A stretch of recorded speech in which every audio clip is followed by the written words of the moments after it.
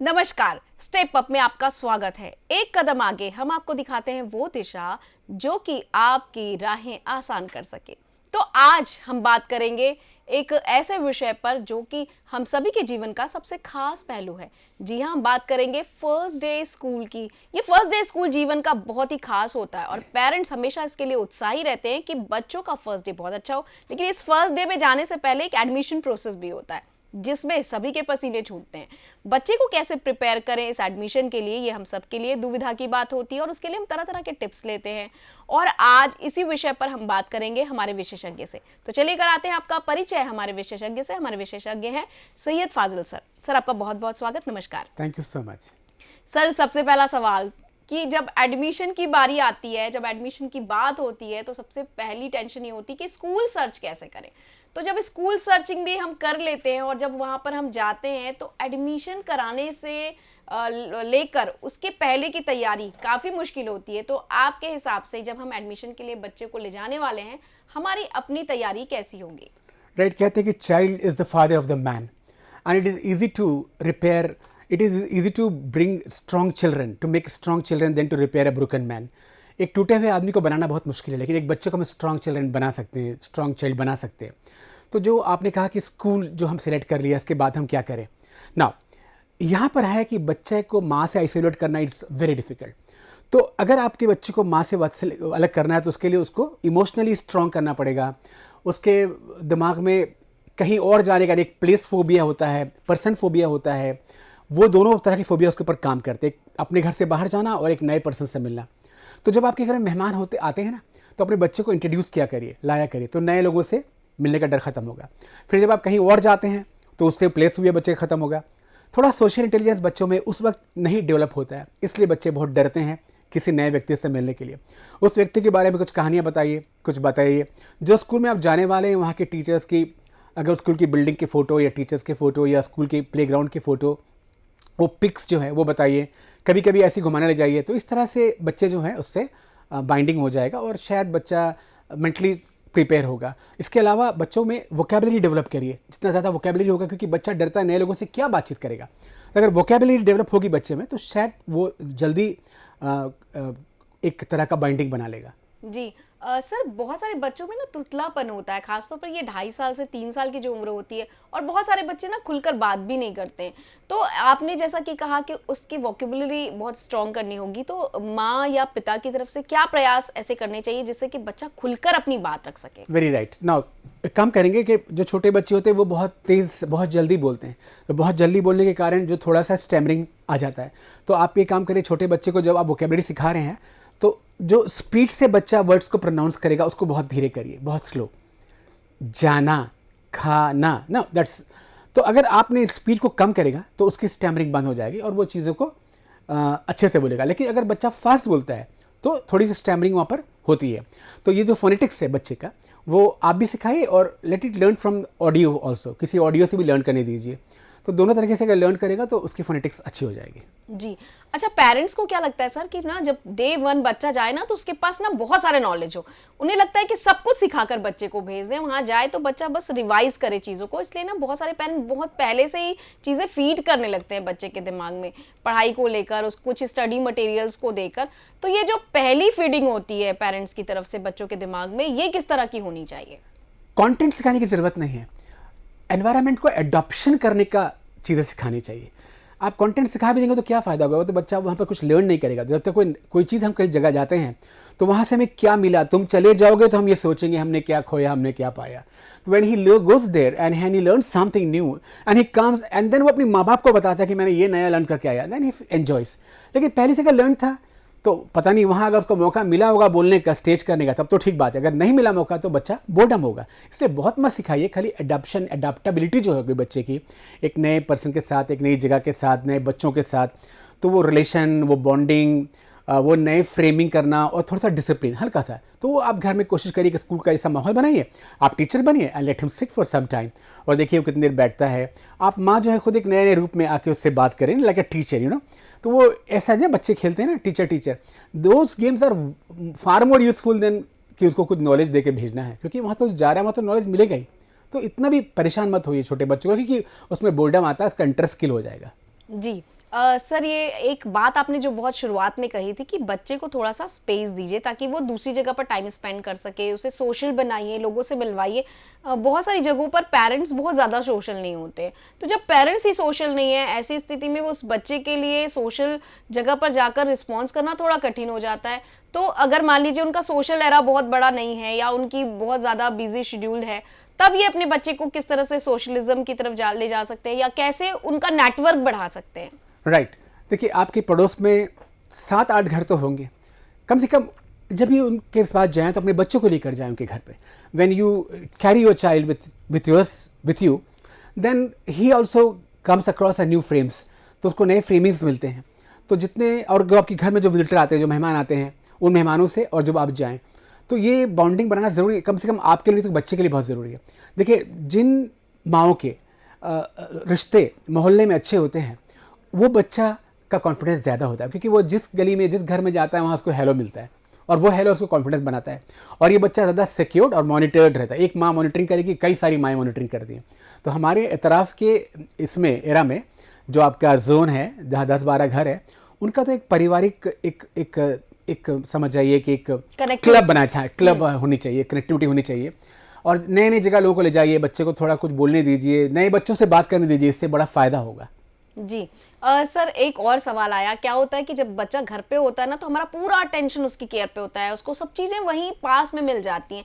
लेकिन जब स्कूल के लिए हमको प्रिपेयर करना होता है तो हमको पता है कि बच्चा लंच खुद से करेगा, उसे वॉशरूम जाना है तो उसे बताना भी आना चाहिए, उसे अगर मान लीजिए उसे कुछ चीज़ गिर गई है तो उसे क्लीन करना भी आना चाहिए। तो ये जो छोटी छोटी टिप्स हैं, इसके लिए पेरेंट्स अपने बच्चों को कैसे प्रिपेयर कर सकते हैं? राइट, जब आप अपने बच्चों को खाना खिलाएं, थोड़ा आप खिलाइए, थोड़ा खुद खाने दीजिए। ये वो ट्रेनिंग हो जाएगी जो स्कूल में अकेला करेगा। और जब आपको लगता है कि ये अपना खा ले रहा है टाइम फ्रेम पे, तो उसको छोड़ दीजिए खाने। जो काम वो खुद कर रहा है, लेट हिम डू दैट, आप मत करिए। वो आप ऐसा कर सकते हैं। इसके बाद जैसे आपने कहा कि वो कुछ बताया आपको कि इसको कुछ नेचुरल कॉल लगी है, तो उसकी भी धीरे धीरे हैबिट डाली कि वो बोल सके कि नेचुरल कॉल के लिए जाना है उसको। तो जब वो ऐसा सीख जाएगा ना, देन ही वुड लर्न। तो स्कूल में कोई तकलीफ नहीं आए, क्योंकि खाना और नेचुरल कॉल दो ही चीज़ें हैं जो स्कूल में उसको करना है। तो वो घर के भी रोज़ करता है, तो वो प्रैक्टिस घर से हो जाएगी, तो वहाँ पर कुछ दिक्कत नहीं आएगी, क्लासरूम में कुछ वो मैस नहीं करेगा। जी सर बहुत सारे पेरेंट्स बच्चों को ना केयर टेकर के भरोसे रखते हैं, जिनके बच्चे ग्रोइंग ही केयर टेकर के आधार पर होते हैं, और फिर स्कूल में उनकी एक्सपेक्टेशन ना वहाँ की केयर टेकर्स के लिए प्रति ज़्यादा हो जाती है। उनको ये लगता है कि जैसा एटमॉस्फेयर उनको घर पे मिला है, स्कूल में भी जो केयर टेकर्स हैं वो उनका वैसा ही ख्याल रखें। क्या ये पॉसिबल है?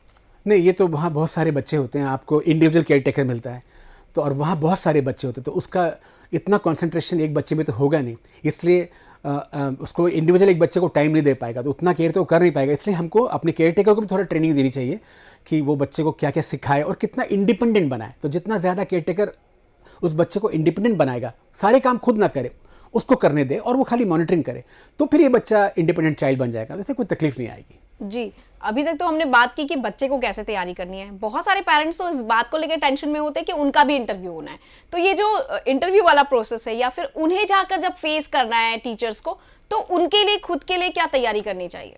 राइट देखिए, ये तो जो बच्चों का पेरेंट्स का इंटरव्यू लेते हैं, इसका मतलब ये हुआ कि जिनके माँ बाप ना पढ़े लिखे ना हो तो उस बच्चे को फिर आप एडमिशन नहीं देंगे, तो that is a very wrong idea. No, I tell you कि आप घबराइए मत, बिल्कुल आप जाइए, बल्कि आप इंटरव्यू लीजिए उन स्कूल वालों का। वो क्यों आपका इंटरव्यू लेंगे? यू शुड टेक इंटरव्यू कि आप क्या देंगे मेरे बच्चे को, बिल्कुल आप रिस्पॉन्सिबिलिटी ले रहे हैं। वन जो रिस्पॉन्सिबिलिटी ले रहा है, अगर मैं आपको जॉब दे रहा हूँ तो मैं इंटरव्यू लूँगा कि आप मेरा इंटरव्यू लेंगे? तो आपको मैं जॉब दे रहा हूँ, आप एक जॉब में आपको एक असाइन कर रहा हूँ मेरे बच्चे को बढ़ाने का, मेरे बच्चे को एडुकेट करने का। I should take your interview, you can not take my interview. हाँ, आप मेरे बच्चे के बारे में पूछ सकते हैं कि मेरा बच्चा किस तरह का है। मैं आपसे 10 क्वेश्चन पूछूंगा कि आपका सिक्योरिटी क्या है, सेफ्टी क्या है, इसका डेवलपमेंट क्या होगा, आपके पास टीचर कैसे हैं, उनकी सैलरी क्या है, इंफ्रास्ट्रक्चर क्या है, प्रोटेक्शन क्या है, ये सब कुछ आप पूछिए, बिल्कुल मत डरिए। हाँ, अब अगर स्कूल कुछ आपसे जानकारी लेता है तो शायद वो इसलिए लेता होगा कि वो बच्चे को समझ सके कि आप किस माहौल से आ रहे हैं, आपका बैकग्राउंड क्या है, आपकी वैल्यूज़ क्या है, शायद उसके लिए वो लेता होगा। ठीक है, that for that is good. तो आप जाइए, आप कुछ घबराने की बात नहीं है। वो अगर इंग्लिश स्कूल है, आपको इंग्लिश नहीं आती, कोई बात नहीं, आप हिंदी में बोलिए, आप लैंग्वेज समझिए। ये भारत है, ये देश हमारा है, यहाँ हिंदी चलेगा, इंग्लिश नहीं। तो डोंट वरी अबाउट दैट, आप हिंदी में बोलिए और प्राउडली बोलिए, पूरे अहम से बोलिए, ठीक है ना? डोंट वरी अबाउट दैट, और अपनी बातें रख दीजिए जो वो पूछते हैं, और मेरे ख्याल से उनको ज़्यादा पूछना नहीं चाहिए। जी दूसरी महत्वपूर्ण चीज आपने कहा कि आप उनका इंटरव्यू लीजिए, उनको अपना इंटरव्यू मत दीजिए, लेकिन कई बार हम देखें कि पेरेंट्स ही टीचर्स पर इतना हावी हो जाते हैं, उनको लगता है हम पे कर रहे हैं स्कूल को या किसी इंस्टीट्यूट को तो हमने उन्हें खरीद लिया है या उनका टाइम स्लॉट हमने ले लिया, फिर वही उन पर हावी हो जाते हैं, वही मैनेजमेंट पर हावी हो जाते हैं और वो अपने अकॉर्डिंग, अपने बच्चे की परवरिश के अकॉर्डिंग चाहते हैं कि स्कूल उनको उस तरह की फैसिलिटीज प्रोवाइड करे। ऐसे पेरेंट्स के लिए आप क्या कहेंगे? वेरी राइट, जैसे वहाँ आती थी ये वैसे यहाँ आती है। पेरेंट्स को चढ़ना नहीं चाहिए, क्योंकि देखिए टीचर्स जो है वो हमेशा बच्चों के अच्छे के लिए काम करते हैं और टीचर बहुत पॉजिटिव होते हैं, बहुत क्रिएटिव होते हैं, तो उनको रिस्पेक्ट करिए। देखिए आप याद रखिए, आपके बच्चे के साथ टीचर का रिलेशन जब अच्छा होगा, जब आपका रिलेशन टीचर के साथ अच्छा होगा, तो डेफिनेटली टीचर जो आपके बच्चे को अपने माइंड पर रखेगी रहेगी। आप टीचर को कमांड मत करिए और एक नई चीज़ डिमांड मत करिए। उनकी एक फिलोसफी है, उसको आप समझिए। अगर आपको अच्छा लगता तो स्कूल में भेजिए, तो मत भेजिए। तो यू शुड नो कि उनकी क्या टीचिंग सिस्टम है, उनकी टीचिंग फिलोसफी क्या है, उनके लर्निंग फिलोसफी क्या है, उनका एटीट्यूड क्या है, उनके वैल्यूज़ क्या है, उनके डिसिप्लिन क्या है, वो तो आपको मानने पड़ेंगे, क्योंकि वो उनका है, उस तरह से वो लोग ब्रॉटअप करेंगे। अगर आपको उसमें कुछ प्रॉब्लम है तो during the process of admission, जब स्कूल सेलेक्ट करते हैं उस वक्त ही सारी बातें हो जानी चाहिए। एक बार आपने उनकी फिलॉसफी में एंटर कर लिया, जब बच्चे को आपने छोड़ दिया उंगली उसका गेट स्कूल के अंदर, आप उनका डिसिप्लिन, उनका सिस्टम, वो सब चलेगा जो आपने माना है। अगर आपको ऑब्जेक्शनेबल कुछ है तो पहले बातचीत कर लीजिए, don't go to that school, आप कहीं और चले जाइए। लेकिन बाद में इस तरह स्कूल पर प्रेशर डालना और टीचर को हर बार कंप्लेंट करना, टीचर की कंप्लेंट करना, इससे टीचर की एफिशिएंसी, उसकी इंटरेस्ट घटता है, उसका क्रिएटिविटी घट जाती है। वो बहुत क्योंकि टीचर को बहुत उल्लास के साथ रहना है, बहुत जॉयफुल रहना है, क्योंकि पढ़ाना बहुत डिफिकल्ट है। It's very very difficult. अगर इतने सब कुछ आसान है तो फिर पेरेंट्स घर में पढ़ा लेंगे बच्चों को, फिर क्यों भेजना स्कूल? तो स्कूल का भी एक बहुत बड़ा रोल है, मैं ऐसा नहीं कहता, but on from both the side कोई भी जो है अतिशक्ति नहीं होनी चाहिए।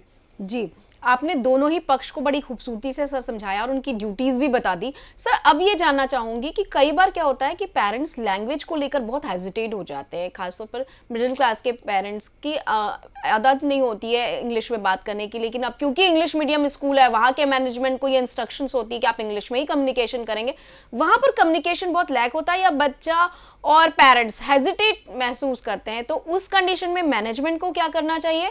और अगर इस तरह की चीजें फेस कर रहा है पेरेंट, तो पेरेंट्स को क्या करना चाहिए? राइट, देखिए आपको ना प्रॉब्लम डिस्कस करना है, लेकिन जब प्रॉब्लम बताएंगे आप, तो प्रॉब्लम पेरेंट्स को अंडरस्टैंड होना चाहिए। Language is not important, the matter is important, the complexity is important, the criticality is important.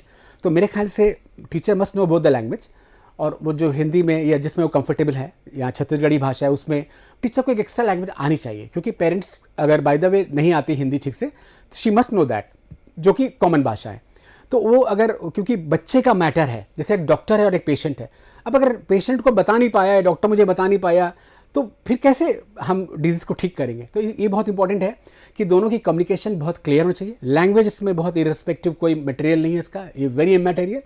बातें बहुत डिफरेंट, अलग है, लॉजिकल है, और उसको डिकोड करना ज़रूरी है, उसको फॉर्मेशन करना ज़रूरी है, और उसको कॉर्पोरेशन करना ज़रूरी है।